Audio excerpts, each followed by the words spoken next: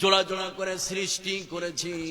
এই বিশ্বে পৃথিবীতে আপনি চোখ দিয়ে যা দেখতে পান আর চোখের বাইরে যা কিছু আছে, আমি আল্লাহ রাব্বুল আলামিন সব কিছুকে জোড়া জোড়া করে সৃষ্টি করেছি। জোরে বলুন সুবহানাল্লাহ। এবার আপনাকে আমি বলবো, বিশ্বে পৃথিবীতে জোড়া সাধারণত 3 ভাগে ভাগ করা হয়েছে। উপস্থাপনা শুনবেন, তারপর উঠবেন।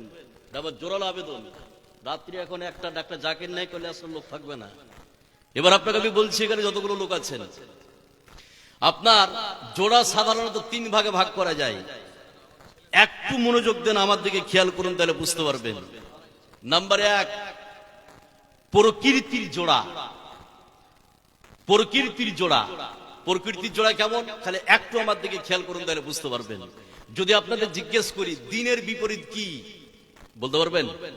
রাত। আর রাতের বিপরীত দিন, ছায়ার বিপরীত আলো। এবার যদি বলি আকাশের বিপরীত জমিন, আকাশের বিপরীত কি? জমিন। তাহলে এটা প্রকৃতির জোড়া। তার দ্বিতীয় নম্বর হচ্ছে আপনার জীব জন্তুর জোড়া। এখন যদি জিজ্ঞেস করি মানুষের বিপরীত কি, পুরুষের বিপরীত কি, কি বলবেন? নারী। গাভীর বিপরীত কি? মুরগির বিপরীত কি? এটা হচ্ছে কি? জীব জন্তুর জোড়া। আরেকটা জোড়া হচ্ছে অদৃশ্যের জোড়া। সেটা কি? ভালোর বিপরীত কি? এই কথা বলুন, ভালোর বিপরীত কি? খারাপ। এবার যদি বলি সত্যের বিপরীত মিথ্যে, হেদায়েতের বিপরীত গুমরাহি, ঈমানের বিপরীত কুফর। তো বিশ্বে পৃথিবীতে আপনি যা কিছু দেখবেন সব কিছুকে জোড়া জোড়া করে সৃষ্টি করে দিয়েছে কে? কথা বলুন, আল্লাহ। আল্লাহ রাব্বুল আলামিন বলেন, পৃথিবীর মানুষকে যে দুটি আমি চোখ দিয়েছি, এই চোখ দিয়ে সূর্য দেখো, এই চোখ দিয়ে তারকা দেখো, এই চোখ দিয়ে গাছপালা দেখো, এই চোখ দিয়ে নদী নালা দেখো। আর কোরআনে কারীমের সাথে মিলিয়ে নাও। গাছের জোড়া সম্পর্কে কোরআনে কারীমের মধ্যে বলা হয়েছে কি হয়নি? জমিনের জোড়া সম্পর্কে কোরআনে কারীমের মধ্যে বলা হয়েছে কি হয়নি? আল্লাহ বলছেন, বিশ্বে পৃথিবীতে এমন কোন জিনিস নাই যে আমি আল্লাহ রাব্বুল আলামিন জোড়া জোড়া করে সৃষ্টি করি নাই। বিশ্বে পৃথিবীতে যা কিছু আপনি দেখতে পান সব কিছুকে আল্লাহ রাব্বুল আলামিন জোড়া জোড়া করে সৃষ্টি করেছে। জোরে বলুন সুবহানাল্লাহ। আল্লাহ রাব্বুল আলামিন বলেন, ওয়া মিন কুল্লি শাইইন খালাকনা জাওজাইনি লাআল্লাকুম তাযাক্কারুন। এই বিশ্বের পৃথিবীতে আপনি যা কিছু দেখতে পান সবকিছু জোড়া জোড়া করে সৃষ্টি করেছি। আর 2-4টা মিনিট খালি একটু শুনুন। এবার আপনাদেরকে বলি, বিশ্বে যতগুলো জোড়া আছে সব থেকে দামি জোড়ার নাম কেউ বলতে পারবেন? এই কথা বলুন, বলতে পারবেন? বিশ্বের মধ্যে সব থেকে দামি জোড়ার নাম হচ্ছে স্বামী স্ত্রী। সুবহানাল্লাহ বলবেন না? এবার আপনাকে আমি বলি, আর 2টি আয়াত বলবো, তারপরে উপস্থাপনা। তারপরেই যে আয়াতগুলো আমি বলবো শুনলে আপনি অবাক হয়ে যাবেন। সেটা কি? নারী আর পুরুষ এদের মর্যাদা সমান করে দিয়েছে। নারী আর পুরুষের মানুষ হিসাবে মর্যাদা সমান করে দিয়েছে কে? আল্লাহ। কিন্তু নারী আর পুরুষ রকমে আলাদা, দেখার দিক দিয়ে আলাদা। সেটা কেমন? একটা নারীর মাথা থেকে পায়ের তলা পর্যন্ত আপনি যদি দেখেন, এর শরীরের গঠন আলাদা। একজন পুরুষের মাথা থেকে পায়ের তলা পর্যন্ত দেখলে এর শরীরের গঠন আলাদা। আজকে আধুনিক বিজ্ঞান বলেছে যে যৌন ক্ষমতার দিক দিয়ে যদি নারী পুরুষকে দেখতে যান, তাহলে 2.5 থেকে 3 গুণ কম বেশি যৌন ক্ষমতা নারী আর পুরুষের মধ্যে পার্থক্য আছে। এবার আপনি যদি দেখেন তাপমাত্রার দিক দিয়ে, তাহলে নারী আর পুরুষের গায়ে তাপমাত্রা প্রায় হচ্ছে 15 থেকে 16 গুণ। কথা বুঝতে পারলেন না? তাহলে নারী আর পুরুষ রকমে আলাদা, দেখার দিক দিয়ে আলাদা, কিন্তু মানুষ হিসাবে নারী আর পুরুষের মর্যাদাকে সমান করে দিয়েছে কে? আল্লাহ। সেটা কেমন? 2টা আয়াতের মাধ্যমে পরিষ্কার হয়ে যাবে, তারপরে সামনের দিকে যাব। এখানে যতগুলো লোক আপনারা বসে আছেন, মানুষ হিসাবে নারী আর পুরুষের মর্যাদা সমান করেছে। নেকির দিক দিয়ে দেখুন, একটা মহিলা যদি কোরআনের একটা শব্দ পড়ে কত নেকি পাবে? এই কথা বলুন, কত? 10। আর একজন পুরুষ যদি কোরআনের একটা অক্ষর পড়ে কত নেকি পাবে? কথা বলুন, 10। তাহলে মেয়ে মানুষ, তাকে কি 5 দেওয়া হবে না 10? যেভাবে কাঙ্ক্ষিত মানের তেলাওয়াত আল্লাহ চাইছে, ওইভাবে যদি নারী পুরুষ তেলাওয়াত করে তাহলে সমান সমান নেকির ব্যবস্থা করে দিয়েছে কে? আল্লাহ। কম বেশি করেনি, সে কথা আল্লাহ পাক কোরআনে কারীমের মধ্যে বলছেন, একটু খেয়াল করুন, একটু মনোযোগ দেন, তাহলে নারী আর পুরুষ মানুষ হিসাবে মর্যাদা সমান। আল্লাহ রাব্বুল আলামিন বলেন, ফাস্তাজাবা লাহুম রাব্বুহুম আন্নী লা উযিউ আমালা আমিলিন মিনকুম মিন যাকারিন আও উনসা। আল্লাহ রাব্বুল আলামিন বলেন, শুনে নাও, এই পৃথিবীতে কোন পুরুষ যদি ভালো কাজ করে, ভালো কাজ করার ফলে যা নেকি পাবে তার আমলনামায় বসানো হবে, ঠিক অনুরূপ ভাবে এই পৃথিবীতে কোন মহিলা যদি ভালো কাজ করে, ভালো কাজ করার বিনিময়ে যা নেকি পাবে তার আমলনামায় বসানো হবে, কারোর নেকি কম বেশি করা হবে না। জোরে বলুন সুবহানাল্লাহ। জান্নাতে যাওয়ার ক্ষেত্রে দেখুন নারী পুরুষের মর্যাদাকে সমান করেছে কে? এই কথা বলুন, মর্যাদাকে সমান করেছে কে? সেটা কেমন বললে বুঝতে পারবেন। এই গ্রামে 5 জন পুরুষ নামাজ পড়ছে, বুঝার জন্য বলছি, 5 জন মহিলা নামাজ পড়ছে, কাঙ্ক্ষিত মানে নামাজ। তাহলে জান্নাতের ভিতরে 5 জন পুরুষকে জান্নাতে দিবে, আর জান্নাতের ভিতরে 5 জন যে নামাজ পড়ছিল মহিলা, তার মধ্যে 3 জনকে দিবে, এরকম না 5 জন মহিলাকে দিবে? কথা বলুন, 5 জন মহিলাকে। তাহলে বিশ্বাসের সাথে নারী হোক অথবা পুরুষ হোক, সৎ কাজ করলে তাকে জান্নাতে দিবে কে? আল্লাহ। আল্লাহ রাব্বুল আলামিন বলেন, وَمَن يَعْمَلْ مِنَ الصَّالِحَاتِ مِن ذَكَرٍ أَوْ أُنثَىٰ وَهُوَ مُؤْمِنٌ فَأُولَٰئِكَ يَدْخُلُونَ الْجَنَّةَ। আল্লাহ রাব্বুল আলামিন বলেন, শুনে নাও, এই পৃথিবীতে কোন পুরুষ যদি বিশ্বাসের সাথে সৎ কাজ করে, আল্লাহ রাব্বুল আলামিন ওই পুরুষকে জান্নাতের মধ্যে দিয়ে দিবেন। ঠিক অনুরূপ ভাবে এই পৃথিবীতে কোন মহিলা যদি বিশ্বাসের সাথে সৎ কাজ করে, আল্লাহ রাব্বুল আলামিন ওই মহিলাকে জান্নাতের মধ্যে দিয়ে দিবেন। জান্নাতে যাওয়ার ক্ষেত্রে স্বামী নারী পুরুষের সমান মর্যাদা দিয়ে দিয়েছেন। জোরে বলুন সুবহানাল্লাহ। এতক্ষণ আমি কথা বললাম, এটা আমার উপস্থাপনা। আমি আরেকটা কথা বলছি, নিচে যারা আছেন, উপরে যারা আছেন, আমি জোরালো ভাবে হাত ধরলেও ধরতে আমি রাজি আছি, কিন্তু কথা বলবেন না। এবার আপনাদেরকে বলি, এতক্ষণ যে আমি কথা বললাম এটা আমার উপস্থাপনা। এবার আপনাকে আমি বলবো যে স্ত্রীর অধিকার স্বামীর কাছে কি আছে, স্বামীর অধিকার স্ত্রীর উপরে কি আছে। শুনতে রাজি আছেন?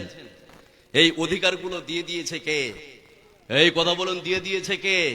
আল্লাহ। এবার একটা আয়াত বলে আমি অধিকারগুলো গুনাবো, খালি একটু গুনে শুনে মুখস্থ করে যাবেন, শুনলে আপনি অবাক হয়ে যাবেন। তাহলে পুরুষের অধিকার স্বামীর উপরে আছে, আপনার স্ত্রীর উপরে আছে, আর স্ত্রীর অধিকার স্বামীর উপরে আছে বা পুরুষদের উপরে আছে। এবার আপনাকে আমি বলি যে পুরুষ যদি তার স্ত্রীর অধিকার না দেয়, ও যদি 5 ওয়াক্তের নামাজ পড়ে, তাহাজ্জুদও পড়ে, তাকে আসামির কাঠ করে কিয়ামতে দাঁড় করাবে কে? এই কথা বলুন, দাঁড় করাবে কে?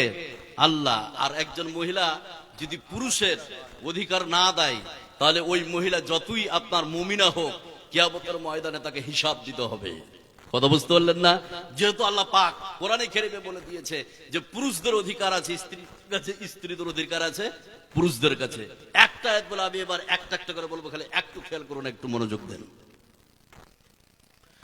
আল্লাহ রাব্বুল আলামিন বলেন,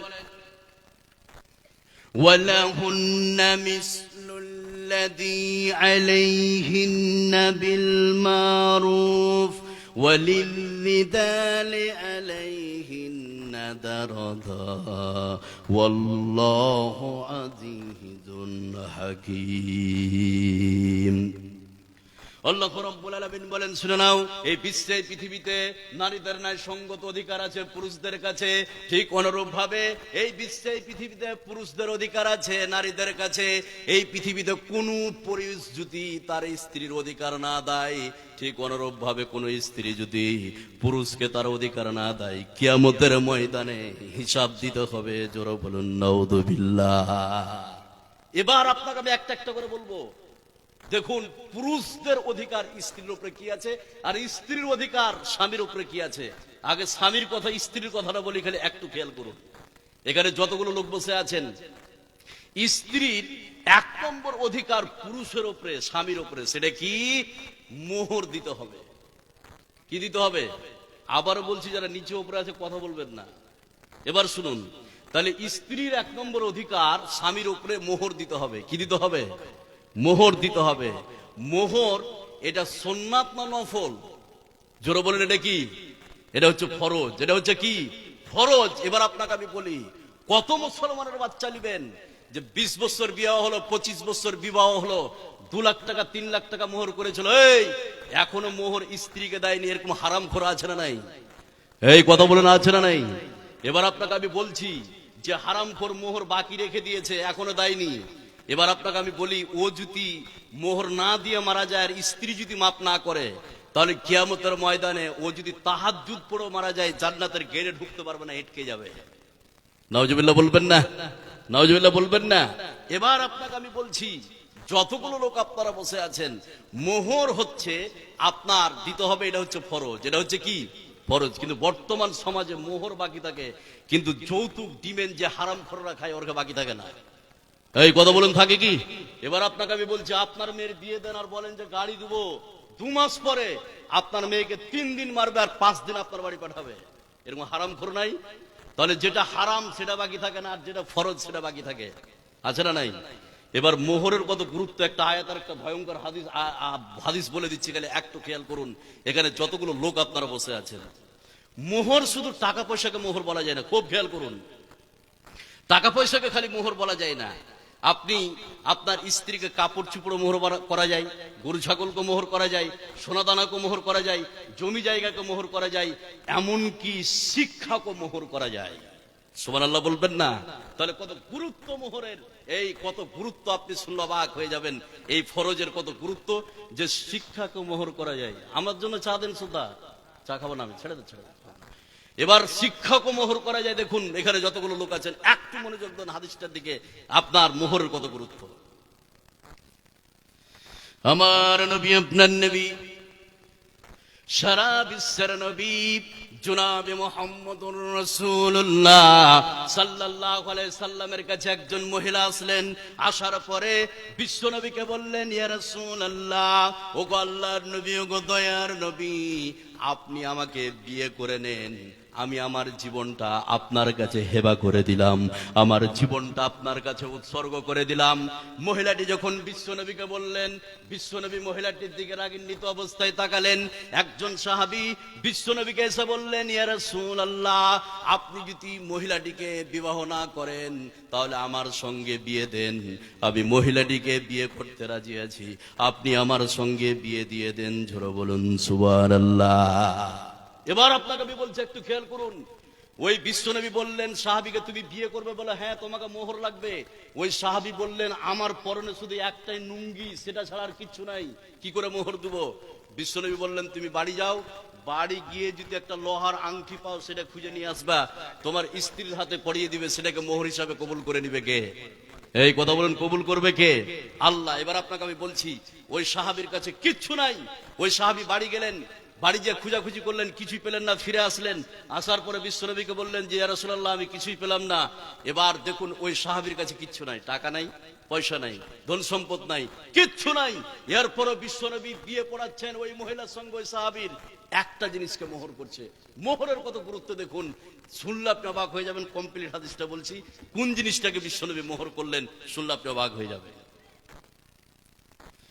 আমার নবী, আপনার নবী, সারা বিশ্বের নবী জনাবে মুহাম্মদুর রাসূলুল্লাহ সাল্লাল্লাহু আলাইহি সাল্লাম ওই সাহাবীকে বললেন, মা দামা কামিনাল কোরআন, ও সাহাবী, তুমি কি কোরআনের কিছু সূরা জানো নাকি?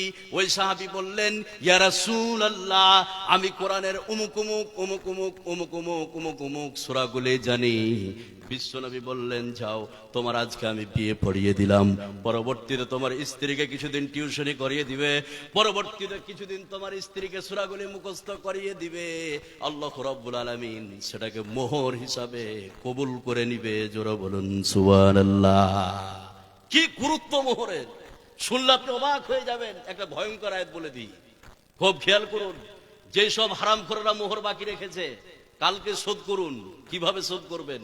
দুনিয়ার কাজ করতে পারছে কিন্তু মোহর দিতে পারে না, আছে না নাই? এই কথা বলেন, আছে না নাই? এই পৃথিবীতে একজন নবী ছিলেন, তার নাম হচ্ছে হযরত মুসা আলাইহিস সালাম। খুব রাগী মানুষ। তো মুসা আলাইহিস সালামের যুগে দুইজন ব্যক্তি ঝগড়া করছিল, মোহরের গুরুত্ব দেখাচ্ছে একটা আয়াতের মাধ্যমে, একটু খেয়াল করুন। তো মুসা আলাইহিস সালামের যুগে দুইজন ব্যক্তি ঝগড়া করছিলেন। মুসা আলাইহিস সালামকে দেখে দুইজন ব্যক্তি আসলেন সালিসের জন্য। মুসা আলাইহিস সালাম দুইজন ব্যক্তির সঙ্গে কথা বলছিলেন, কিন্তু দুইজনের মধ্যে একজন কথা শুনতে চাচ্ছিলেন না। মুসা আলাইহিস সালাম রাগী মানুষ, এক ঘুষি মারলেন বা এক থাপ্পড় মারলেন, লোকটা মারা গেল। ভুল হয়ে গেল। মুসা আলাইহিস সালাম এলাকা ছেড়ে পালাতে শুরু করলেন। যেতে যেতে দেখলেন যে এক মাঠে ময়দানে একটা কূপ, আর ওই কূপের কাছে দুইজন মহিলা দাঁড়িয়ে আছে ছাগলকে পানি পান করাবার জন্য। কিন্তু কূপের ওপরে একটা প্লেট আছে, দুইজন মহিলার সাধ্য হচ্ছে না, ক্ষমতা হচ্ছে না যে প্লেটটাকে সরিয়ে তারা ওখান থেকে পানি উঠাবে, পারছে না। মুসা আলাইহিস সালাম গেলেন, মুসা আলাইহিস সালাম সহযোগিতা করলেন, প্লেটটাকে একাই সরিয়ে পানি উঠিয়ে মহিলা দুজনকে দিলেন।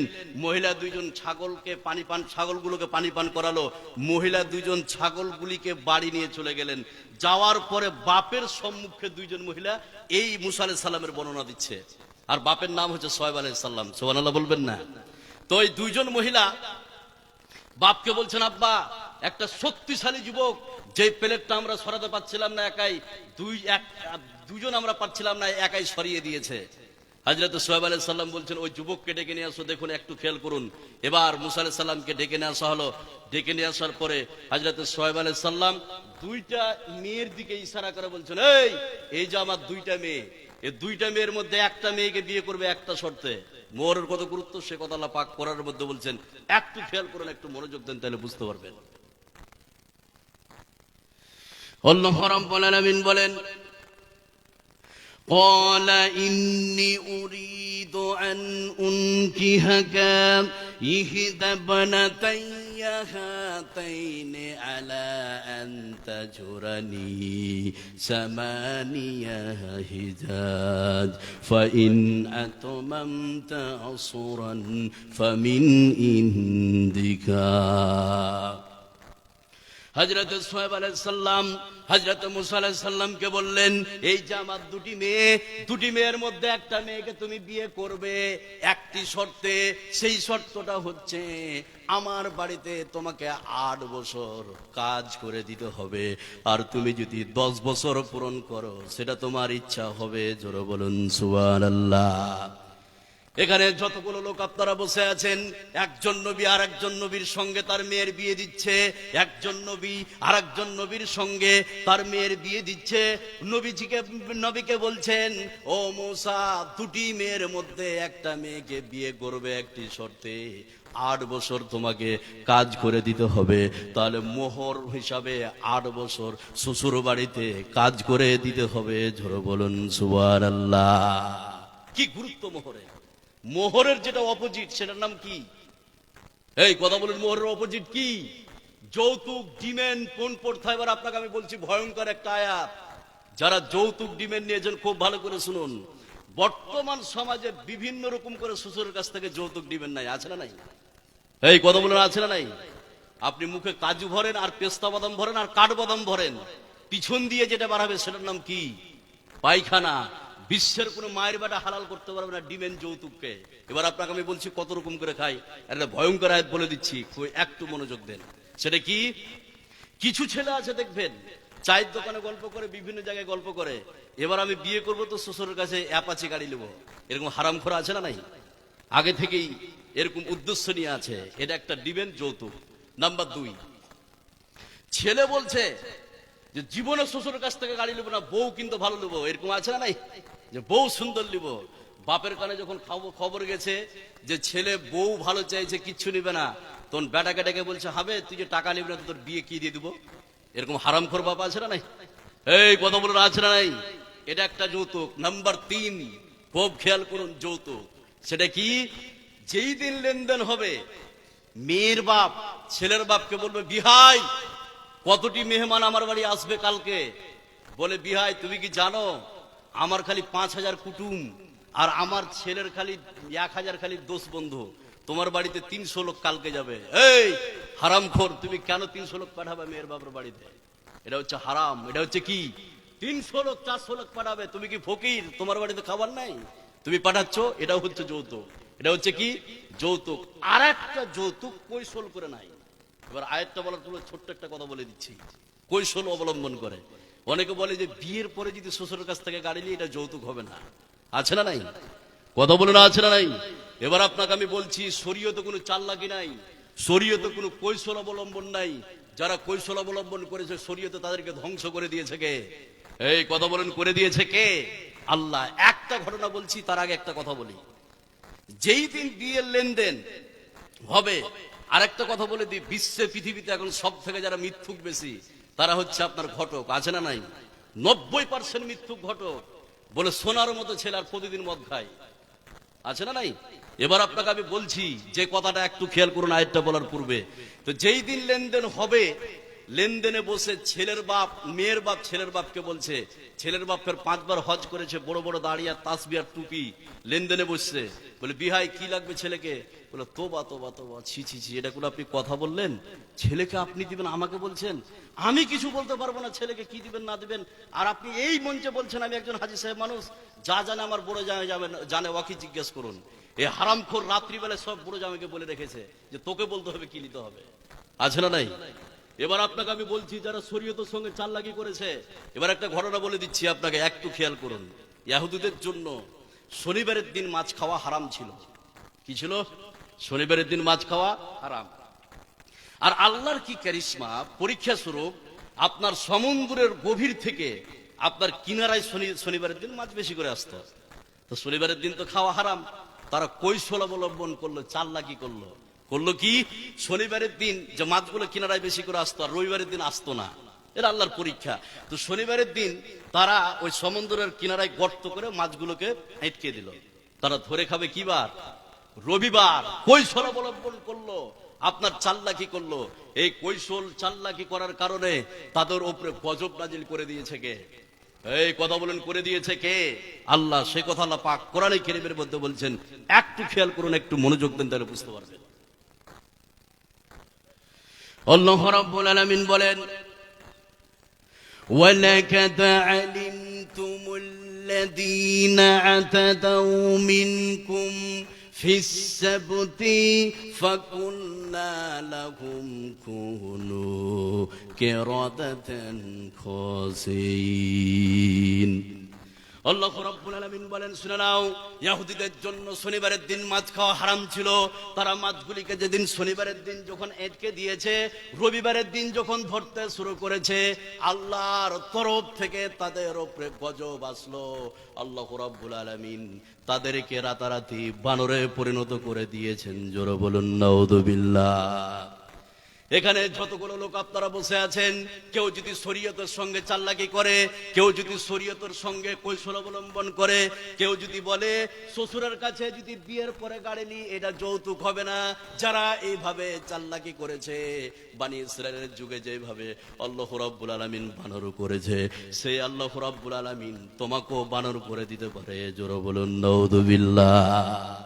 তাহলে স্ত্রীর 1 নম্বর অধিকার মোহর। নাম্বার 2, খুব খেয়াল করুন, এখানে যতগুলো লোক আপনারা বসে আছেন, স্ত্রীর 2 নম্বর অধিকার পুরুষদের কাছে রাখে। সেটা কি? মাথা থেকে পায়ের তেলে পর্যন্ত যতগুলো প্রয়োজনীয় জিনিস স্বামীকে দিতে হবে। কাকে দিতে হবে? স্বামীকে দিতে হবে। এবার আপনাকে আমি বলছি 2টা কথা, মা বোন খুব খেয়াল করুন। কত আপনি দাজ্জাল মার্কা স্ত্রী দিবেন, 20 খান শাড়ি থাকার পরে ঈদের দিন স্বামীর সঙ্গে ঝগড়া করে, এরকম হারামি স্ত্রী আছে না নাই? কথা বলুন, আছে।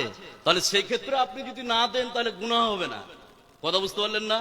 5 জোড়া স্যান্ডেল, ঈদের দিন স্যান্ডেল যদি না দিতে বলে যে নামাজ পড়তে যাবো না, তো যাইস না তুই নামাজ পড়তে, তুই না গেলে ঈদ হবে না, আছে না নাই? এবার আপনাকে আমি বলি, মাথা থেকে পায়ের তেলে পর্যন্ত যতগুলো প্রয়োজনীয় জিনিস সবকিছু স্বামীকে দিতে হবে। এটা স্ত্রীর 2 নম্বর অধিকার। এবার এখানে যতগুলো লোক আছেন, কিছু লোক দেখবেন, কিছু লোক বলে খুব কষ্ট করে 20 বিঘা জমি করেছি, কষ্ট করে ছিঁড়া পাঞ্জাবি পরে বেড়ায় আর পুরাতন লুঙ্গি পরে বেড়ায়, আর স্ত্রীকে প্রতিদিন ভালো জেলে সবজি দেখায়, ও তেল মাখায় প্রতিদিন, আর ছিঁড়া কাপড় মাখায়, যে এইভাবে মরে যেতে হবে, কি করবি না তো জমি জায়গাতে উড়িয়ে হবে না, আছে না নাই? এই কৃপণ অনেক পুরুষ আছে। এবার আপনাকে আমি বলছি, মাথা থেকে নিয়ে পায়ের তেলে পর্যন্ত যতগুলো প্রয়োজনীয় জিনিস সবকিছু আপনাকে দিতে হবে। যদি না দেন তাহলে কিয়ামতের ময়দানে আপনাকে হিসাব দিতে হবে। নাউজুবিল্লাহ বলবেন না? সে কথা আল্লাহ পাক কোরআনে কারীমের মধ্যে বলছেন। তাহলে স্বামী স্ত্রীর 2 নম্বর অধিকার স্বামীর উপরে, যা আপনাকে প্রয়োজনীয় খরচ আপনাকে দিতে হবে। আল্লাহ রাব্বুল আলামিন বলেন, وَعَلَى الْمَوْلُودِ لَهُ رِزْقُهُنَّ وَكِسْوَتُهُنَّ بِالْمَعْرُوفِ। আল্লাহ রাব্বুল আলামিন বলেন, শুনে নাও, এই বিশ্বে পৃথিবীতে জন্মদাতার পিতার দায়িত্ব হচ্ছে প্রসূতি মায়ের ভরণ পোষণের দায়িত্ব গ্রহণ করা। এই বিশ্বে পৃথিবীতে একজন স্ত্রীর মাথা থেকে নিয়ে পায়ের তলে পর্যন্ত যতগুলো প্রয়োজনীয় জিনিস আছে সমস্ত প্রয়োজনীয় জিনিস স্বামীকে দিতে হবে। এটা তার হক। জোরে বলুন সুবহানাল্লাহ। এবার এখানে যতগুলো লোক আছেন আপনাকে আমি বলি, যে স্বামী জমি জায়গা থাকার পরও, টাকা পয়সা থাকার পরও যদি স্ত্রীকে না দেয়, এবার স্ত্রীদেরকে বলছে, ওই স্বামীর প্যাকেট থেকে প্যাকেট মারি নিলে সরিয়ে তো কোনো গুনাহ নাই। সুবহানাল্লাহ বলবেন না? এরকম কৃপণ স্বামী আছে না নাই? আলু দিয়ে ভাত খেয়ে মেরে ফেলে দিলে আছে না? এবার আপনাকে আমি বলি, যদি প্রয়োজনীয় খরচ স্ত্রী না দেন, টাকা পয়সা যথেষ্ট আছে, যদি না দেন আর ওই স্ত্রী যদি টাকা চুরি করে নেয় ওই প্রয়োজন মিটার জন্য, তাহলে শরীয়তে এর কোনো গুনাহ, এই কথা বলেন, আছে কি নাই? এরকম কৃপণ স্বামী আছে। আর প্রমাণ, এবার একটা হাদিস শোনাচ্ছি, শুনলে আপনি অবাক হয়ে যাবেন। স্ত্রী আপনার প্যাকেট মেরে নেবে যদি আপনি প্রয়োজনীয় খরচ না দেন টাকা থাকার পরও, তাহলে এই স্ত্রীর কোনো গুনাহ হবে না। এবার হাদিসটা কি, একটু মনোযোগ দেন, একটু ধ্যান দেন, তাহলে বুঝতে পারবেন যতগুলো লোক আছেন। আমার নবী, আপনার নবী, সারা বিশ্বের নবী জনাবে মুহাম্মদুর রাসূলুল্লাহ সাল্লাল্লাহু আলাইহি সাল্লামের কাছে হিন্দা আসলেন। আবু সুফিয়ানের স্ত্রী হিন্দা বিশ্ব নবীকে এসে বললেন, ইয়া রাসূলুল্লাহ, ওগো আল্লাহর নবী, ওগো দয়ার নবী, আমার স্বামী হিন্দা অত্যন্ত কৃপণ, অত্যন্ত বখিল।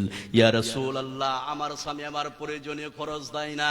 ইয়া রাসূলুল্লাহ, আমি কি আমার স্বামীকে না বলে আমার স্বামীর ধন সম্পদ থেকে প্রয়োজনীয় খরচ নিতে পারি কি? বিশ্বনবী বললেন, শুনে নাও। নবীজি বললেন, মা ইয়াকফিকে ওয়া ইয়াকফি বানিকে। নবীজি বললেন, মা ইয়াকফিকে ওয়া ইয়াকফি বানিকে, যতটা তোমার প্রয়োজন আছে স্বামীকে না বলে তুমি নিতে পারবে, কোনো সমস্যা নাই। সুবহানাল্লাহ। স্ত্রীর 2টা অধিকারের কথা বললাম, বেশি করে বলবো না। এবার চলুন পুরুষদের অধিকার। একটু খেয়াল করুন, একটু মনোযোগ দেন। পুরুষদের অধিকার কি আছে আপনি শুনলে অবাক হয়ে যাবেন। 4-5টা পুরুষদের অধিকার বলবো। এখানে যতগুলো লোক আছেন, এই বিরক্ত হচ্ছেন? ছেড়ে দেবো? এবারে একটু খেয়াল করুন আমাদের দিকে। পুরুষদের অধিকার, মা বোন যারা আছেন খুব ভালো করে শুনুন। পুরুষদের অধিকারগুলো কি একটু মনোযোগ দেন। আমি সবাইকে সাজেস্ট করবো যে আপনারা শুনুন।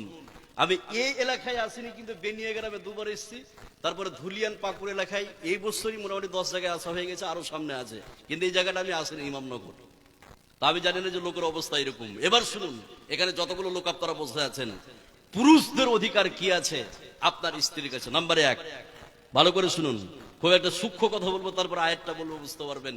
পুরুষদের 1 নম্বর অধিকার, সেটা কি? কোন পুরুষ যদি, কোন স্বামী যদি জায়েজ এবং হালাল কাজে যদি স্ত্রীকে নির্দেশ দেয়, আর ওই কাজটা যদি স্ত্রীর সাধ্যমতো হয়, আর ওই কাজটা যদি স্ত্রী পালন না করে, তাহলে স্ত্রীর গুনাহ হয়ে যাবে। একটা মেয়ে 5,000 দিয়েছে, তার মা অসুস্থ, আল্লাহ তুমি শিফাতে তাইয়্যিবা দান করো, আমরা বলি আমিন। তার মার জন্য দোয়া হবে, শেষে দোয়া হবে। আমি কালেকশন এইভাবে করি না, লাস্টেই করে নিব, উঠবেন না কেউ, এটা আমার জোরাল আবেদন।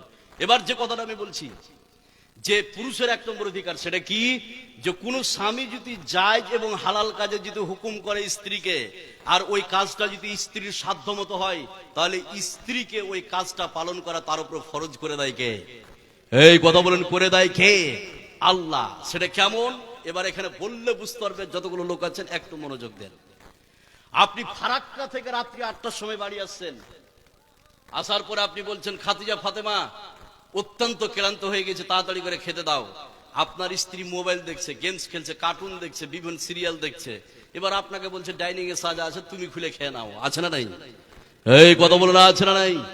এটা ওর সাধ্য মতো এটা করতে পারবে, এটা স্বামীর হুকুম, তাকে এটা পালন করতে হবে। এবার এখানে যতগুলো লোক আছেন, আপনি আর আপনার স্ত্রী দুইজন ঘুমিয়ে আছেন, হাড় কাঁপানো শীত চলছে, রাত্রি 2টোর সময় আপনার টুটি গলা শুকিয়ে এসছে, আপনি আপনার স্ত্রীকে বলছেন, খাদিজা ফাতেমা 1 গিলাস পানি দাও তো তাড়াতাড়ি। বলে তুমি উঠে খেয়ালো, আমি ঠান্ডাতে উঠতে পারবো না। আছে না নাই? আছে। তাহলে স্ত্রীর গুনাহ হবে।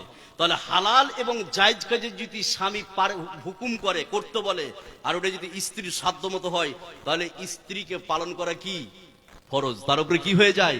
ফরজ হয়ে যায়। সেটা হবে হালাল এবং জায়েজ।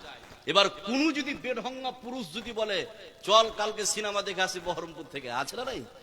আছে। তাহলে স্ত্রী এই কথা শুনবে কি? শুনবে না। যদি স্ত্রীকে আপনি বলেন যে আজকে শপিং মল যাব শপিং করতে, তো তুমি কাপড় পরে যাচ্ছে তো দেখে ভালো লাগছে না, তুমি লেগিংস পরো আর টাইট ফিট পোশাক পরো, সব তো পরে বাড়িছো, ওইভাবে তুমি চলো, তাহলে স্ত্রী এই কথা কি শুনবে? কথা বলুন, শুনবে না। তাহলে জায়েজ এবং হালাল হতে হবে। কি হতে হবে? হালাল হতে হবে। এটা 1 নম্বর অধিকার। সে কথা আল্লাহ পাক কোরআনে কারীমের মধ্যে বলছেন। একটু খেয়াল করুন, একটু মনোযোগ দেন আয়াতের দিকে, তাহলে বুঝতে পারবেন। কয়েকটি অধিকারের কথা বলবো, খালি আপনি চমকে যাবেন। আল্লাহ রাব্বুল আলামিন বলেন,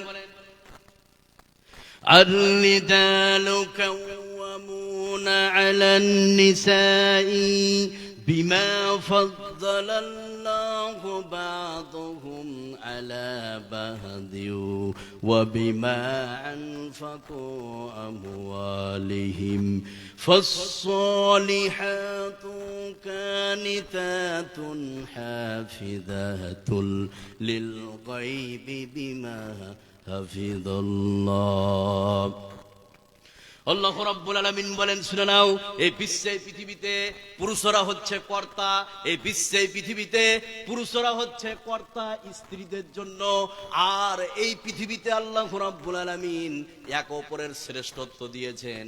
আর এই পৃথিবীতে পুরুষরা ইনকাম করে স্ত্রীর পিছনে খরচ করে থাকে। জোরে বলুন সুবহানাল্লাহ। এটা 1 নম্বর। নাম্বার 2, এবার মা বোন যারা আছেন খুব ভালো করে শুনুন। স্বামীর 2 নম্বর অধিকার স্ত্রীর উপরে রাখে। সেটা কি? স্বামীর অপছন্দনীয় কোনো মানুষকে স্ত্রী তার বাড়িতে ঢুকতে দিতে পারবে না। সুবহানাল্লাহ বলবেন না? তাহলে স্বামীর 2 নম্বর অধিকার কত ভয়ঙ্কর, যে স্বামীর অনুমতি ছাড়া স্বামী যে লোকটাকে অপছন্দ মনে করে, ওই লোকটা স্ত্রী বাড়িতে ঢুকাতে, কথা বলুন, বাড়িতে ঢুকাতে পারে না। এই এবার মা বোনকে বলবো, আপনার স্বামী যদি আপনার মামাতো বোনকে, মামাতো ভাইকে অপছন্দ মনে করে, এই মা বোন আপনি আপনার মামাতো বোনকে ঢুকাতে পারবে না। খালেতো বোন হবে না, খালেতো ভাই হবে না, ফুফাতো ভাই হবে না। যেটা স্বামী যাকে অপছন্দ মনে করে, ওই পুরুষ অথবা নারীকে আপনার স্বামীর পারমিশন ছাড়া স্ত্রী ঢুকাতে, কথা বলুন, পারে না। এবার এখানে যতগুলো লোক আপনারা বসে আছেন, খুব খেয়াল করুন, একটু মনোযোগ দেন। আমি যাব না ওইদিকে ব্যাখ্যার দিকে, এবার একটা হাদিস বলে দিচ্ছি, খুব মনোযোগ দেন। তাহলে স্বামীর 2 নম্বর অধিকার কি? যে স্বামী যেই লোকটাকে অপছন্দ মনে করে, ওই লোকটাকে স্ত্রী তার বাড়িতে ঢুকাতে পারবে না। সুবহানাল্লাহ বলবেন না? এবার একটু মনোযোগ দেন, একটু খেয়াল করুন হাদিসটার দিকে, একটু ধ্যান দিলে বুঝতে পারবেন। হযরত আবু হুরায়রা রাদিয়াল্লাহু তাআলা আনহু তিনি যেন হাদিসটি বর্ণনা করেন। হযরত আবু হুরায়রা বলেন, বিশ্বনবী বলেছেন, এই পৃথিবীতে কোন পুরুষ যেই ব্যক্তিটাকে অপছন্দ মনে করে, ওই ব্যক্তিটাকে স্ত্রী বাড়িতে ঢুকাতে পারে না। বিশ্বনবী বললেন, ওয়ালা তাজানা ফি বাইতিহি ইল্লা বিইজনিহি। নবীজি বললেন, ওয়ালা তাজানা ফি বাইতিহি ইল্লা বিইজনিহি। বিশ্বনবী বললেন, এই পৃথিবীতে স্বামী যে ব্যক্তিকে অপছন্দ মনে করে, ওই ব্যক্তিকে স্ত্রী তার বাড়িতে ঢুকাতে পারবে না, পারবে না, পারবে না। জোরে বলুন সুবহানাল্লাহ। এই বিশ্বে যদি আপনার স্ত্রীর খালাতো ভাইকে আপনি অপছন্দ মনে করেন, স্ত্রী ঢুকাতে পারে না। আপনি যদি এই পৃথিবীতে আপনার স্ত্রীর মামাতো ভাইকে অপছন্দ মনে করে, আপনি আপনার স্ত্রী ঢুকাতে পারে না।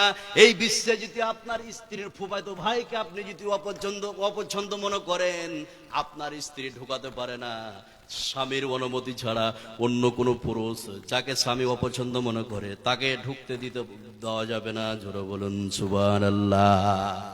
নাম্বার 3, স্বামীর 3 নম্বর অধিকার স্ত্রীর উপরে। সেটা কি? স্ত্রীর স্বামীর বিনা পারমিশনে স্ত্রী বাইরে যেতে পারবে না, এটা সাধারণ হুকুম। আবারও বলছি, তাফসিরে খুব দেখে বাড়ান গা, আর হাসানুল বায়ানে খুব তাফসির দেখেন। এবার আপনাকে আমি বলছি, স্বামীর বিনা পারমিশনে স্ত্রী বাড়ির বাইরে, এই কথা বলুন, যাবে না। এটা হচ্ছে সাধারণ হুকুম, সাধারণ। কিন্তু বিষয়টা এমন নয় যে আপনার শ্বশুর অসুস্থ, আপনার শাশুড়ি অসুস্থ, এবার আপনার শ্বশুর ঈদে আপনাকে একটা নুঙ্গি দেয়নি, এই জন্য রাগ করে আপনার স্ত্রীকে ওর বাপের বাড়ি পাঠাবে না, এরকম হারাম খোরা আছে না নাই? এই কথা বলে না, আছে না নাই? তো আপনার শ্বশুর অসুস্থ, শাশুড়ি অসুস্থ, আপনি যেতে দিচ্ছেন না, কোনো ঝগড়া হয়েছে বা কিছু হয়েছে জমি জায়গা নিয়ে, এটা মানা যাবে না। সাধারণ হুকুম হচ্ছে যে স্বামীর অনুমতি ছাড়া স্ত্রী বাড়ির বাইরে, কথা বলুন, যাবে না। একটা আয়াত আর একটা ভয়ঙ্কর হাদিস বলে দিচ্ছি, খালি একটু খেয়াল করুন মা বোন, একটু মনোযোগ দেন, একটু ধ্যান দেন, তাহলে বুঝতে পারবেন। আল্লাহ রাব্বুল আলামিন বলেন, وَقَرْنَ فِي بُيُوتِكُنَّ وَلَا تَبَرَّجْنَ تَبَرُّجَ الْجَاهِلِيَّةِ الْأُولَى। আল্লাহ রাব্বুল আলামিন বলেন, শুনে নাও, বিশ্বের নারীদেরকে বলছে তোমরা তোমাদের ঘরে অবস্থান করো, আর জাহিলিয়াতের নারীর যুগের মতো সাজসজ্জা করে বেহায়াপনা হয়ে তোমরা রাস্তায় চলাফেরা করো না, তোমরা ঘরে অবস্থান করো। জাহিলি যুগের নারীদের মতো বেহায়াপনা হয়ে চলা আল্লাহ হারাম করে দিয়েছেন। জোরে বলুন নাউযুবিল্লাহ। এমন কি স্ত্রী তার স্বামীকে না বলে তার বাপের বাড়ি যেতে পারবে না, সাধারণ হুকুম। এর প্রমাণ একটা ভয়ঙ্কর হাদিস বলে দিচ্ছি, লম্বা হাদিস, খুব খেয়াল করুন মা বোন, একটু মনোযোগ দেন, তাহলে বুঝতে পারবেন যে স্ত্রীর অনুমতি ছাড়া, স্বামীর অনুমতি ছাড়া স্ত্রী বাপের বাড়ি যেতে, কথা বলুন, পারবে না। সেটা কেমন? ছোট্ট একটা কথা বললে বুঝতে পারবেন। আজকে হচ্ছে 28 তারিখ জানুয়ারি, আপনার সম্বন্ধীর বিয়ে ফেব্রুয়ারির 5 তারিখে। তা আপনার স্ত্রী বলছে যে হাগো আজকে তো 29 তারিখ হয়ে গেল, আর 5 তারিখ বিয়ে, তো চলো আমরা 5 দিন আগে যাই। তা আপনি বলছেন যে 5 দিন আগে যে কি করবি, বাড়িতে কাজ কাম আছে, 2 দিন আগে যাব। এবার আপনার স্ত্রী বলছে তুমি জেলে যাও, আমি আজকেই চললাম। আছে না নাই? এই কথা বলুন, আছে না নাই? এইভাবে স্ত্রী যেতে পারে না বাপের বাড়ি স্বামীর অনুমতি ছাড়া, এটা সাধারণ হুকুম। এর প্রমাণ এবার একটা হাদিস বলছি, একটু খেয়াল করুন, এখানে যতগুলো লোক আছেন একটু মনোযোগ দেন, তাহলে বুঝতে পারবেন। আমার নবী, আপনার নবী, সারা বিশ্বের নবী জনাবে মুহাম্মদুর রাসূলুল্লাহ সাল্লাল্লাহু আলাইহি সাল্লামের স্ত্রী হযরত আয়েশা হারিয়ে যাওয়ার ঘটনা, ইফকের ঘটনা, লম্বা চওড়া ঘটনা আছে। হযরত আয়েশার যেদিন হারিয়ে গেল, সেই দিন বিশ্ব নবীর কাছে আসলেন। আসার পরে বললেন, ইয়া রাসূলুল্লাহ আতাজানুলি আন আতিয়া আবাওয়াইয়া, ওগো আল্লাহর নবী, ওগো দয়ার নবী, আজকে আপনি আমাকে অনুমতি দেন, আমি আজকের জন্য আমার বাপের বাড়ি যেতে চাইছি। জোরে বলুন সুবহানাল্লাহ। বিশ্বের শ্রেষ্ঠ মহিলা, বিশ্বের শ্রেষ্ঠ পুরুষ, বিশ্বের শ্রেষ্ঠ মহিলা, একজন জান্নাতি প্রাপ্ত মহিলা, বিশ্বের শ্রেষ্ঠ ব্যক্তির মেয়ে, বিশ্বের শ্রেষ্ঠ ব্যক্তির স্ত্রী হযরত আয়েশা যেদিন তার হারিয়ে গেল, সেদিন তার স্বামী বিশ্বনবীকে বললেন, আতাজানুলি আন আতিয়া আবাওয়াইয়া, ওগো আল্লাহর নবী, আজকে আপনি আমাকে পারমিশন দেন, আমি আজকের জন্য বাপের বাড়ি যেতে চাইছি। জোরে বলুন সুবহানাল্লাহ। একদম হযরত আয়েশা বিশ্বনবীকে বলছেন। এটা সাধারণ হুকুম। নাম্বার 4, স্বামীর 4 নম্বর অধিকার স্ত্রীর উপরে। সেটা কি? যে স্বামী তার প্রয়োজন মিটার জন্য যদি স্ত্রীকে কাছে পেতে চায়, সঙ্গ পেতে চায়, তাহলে স্ত্রীর কাজ থাকলো সেটাকে ফেলে আসতে হবে। সুবহানাল্লাহ বলবেন না? এবার আপনাকে আমি বলি, এখানে যতগুলো লোক আছেন, স্ত্রী পুরোপুরি ঠিক, পুরোপুরি ঠিক, তাদের আপনার মেন্স বা আর শারীরিক যে আপনার সমস্যা পুরোপুরি ঠিক, কোনো সমস্যা নাই। এই ক্ষেত্রে যদি স্বামী ডাকলো, স্ত্রী আসলো না, তাহলে ওই স্ত্রীর গুনাহ হবে। নাউজুবিল্লাহ বলবেন না? এর প্রমাণ ভয়ঙ্কর হাদিস আপনাকে বলে দিচ্ছি। এই জন্য একটা কথা বলি, এখানে যতগুলো লোক আছেন, যেই সব পুরুষদের স্ত্রীর বাপের থেকে স্বামীর টাকা কম, ওই স্ত্রীর গরম বেশি। আছে না নাই? এই কথা বলো না, আছে না নাই? শব্দ নয়, বেশিরভাগই আছে। বেশিরভাগে কি আছে। স্বামীকে ডনকিয়া ইচ্ছা মতো আপনার কাছে আসবে, ইচ্ছা মতো যাবে, আছে না নাই? এই এবার আপনাকে আমি বলে দিচ্ছি, এখানে যতগুলো লোক আপনারা বসে আছেন, স্বামী যদি স্ত্রীকে ডাকে সঙ্গ পেতে চায় আর স্ত্রী পুরোপুরি ঠিক যদি খালি অস্বীকার করে দেয়, তাহলে ওর জন্য ভয়ঙ্কর বিপদ। সে বিপদটা কি? এবার একটা হাদিস বলছি, এখানে যতগুলো লোক আছেন স্বামীর 4 নম্বর অধিকার স্ত্রীর উপরে রাখে, শুনলে অবাক হয়ে যাবেন। তাহলে একটু মনোযোগ দেন, একটু খেয়াল করুন, তাহলে বুঝতে পারবেন। আমার নবী, আপনার নবী, সারা বিশ্বের নবী জনাবে মুহাম্মদুর রাসূলুল্লাহ সাল্লাল্লাহু আলাইহি সাল্লাম বলেন, এই বিশ্বে পৃথিবীতে কোন স্বামী যদি তার স্ত্রীর সঙ্গ পেতে চায় আর স্ত্রী যদি পুরোপুরি ফিট থাকে, ওই ক্ষেত্রে স্ত্রী যদি অস্বীকার করে, বিশ্বনবী বললেন শুনে নাও, আর স্বামী যদি রাগান্বিত অবস্থায় রাত্রি যাপন করে, নবীজি বললেন লানাতাহাল মালাইকাতু লানাতাহাল মালাইকাতু লা তুসবিহা, বিশ্বনবী বললেন ওই স্ত্রীর উপরে সারা রাত ফেরেশতা অভিশাপ করে, সারা রাত ফেরেশতা লানাত করে, সারা রাত ফেরেশতা অভিশাপ করতে থাকে। জোরে বলুন নাউযুবিল্লাহ। এখানে যতগুলো লোক আপনারা বসে আছেন, যাদের স্ত্রী আপনি সঙ্গ পেতে চাইছেন, স্ত্রী আসছে না, বিশ্বনবী বললেন ওই ক্ষেত্রেই স্বামী যদি রাত্রি যাপন করে রাগান্বিত অবস্থায়, যত দামি মহিলা হোক না কেন, ওই মহিলার উপরে সারা রাত ফেরেশতা সকাল পর্যন্ত লানাত করতে থাকে। জোরে বলুন নাউযুবিল্লাহ। তাহলে 4টা অধিকারের কথা আপনাদেরকে আমি বললাম। এবার প্রায় 1 ঘন্টার কাছাকাছি এবার কিছু কথা বলবো আপনাদেরকে। জীবনে যা শুনেছেন, আমার কাছ থেকে যা শুনলেন সব ভুলে যান, কিন্তু একটা হাদিস মনে রাখতে হবে। এই শুনতে রাজি আছেন? রাজি আছেন সকলে? এবার এখানে যতগুলো লোক আপনারা বসে আছেন, স্ত্রীর 2টো অধিকারের কথা বললাম আর স্বামীর অধিকারের কথা বললাম। কয়টা? 4টা। কয়টা? 4টা। এবার স্বামী এবং স্ত্রীর পর্দার কথা বলবো, 2টো আয়াতের কথা বলবো, 2টো আয়াত। এখানে যতগুলো লোক আপনারা বসে আছেন, স্বামী এবং স্ত্রীর পর্দা। স্বামী স্ত্রীর মধ্যে পর্দা আছে? এই কথা বলেন, পর্দা আছে কি? পর্দা নাই।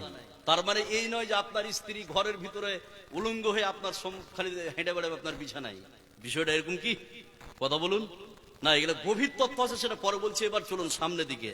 সেটা কি? স্বামী এবং স্ত্রীর পর্দা, ছেলে এবং মেয়ের পর্দা। কথা বুঝতে পারলেন না? এই পর্দার জন্য মুখ্য যেটা জিনিস, সেটার নাম হচ্ছে পোশাক। সেটার নাম কি? পোশাক। এই পোশাক অবতীর্ণ করে দিয়েছে কে? কথা বলুন, আল্লাহ। সে কথা আল্লাহ পাক কোরআনের মধ্যে বলছেন। 2টি আয়াত বলবো এবং একটা হাদিস বলবো, ঘটনা।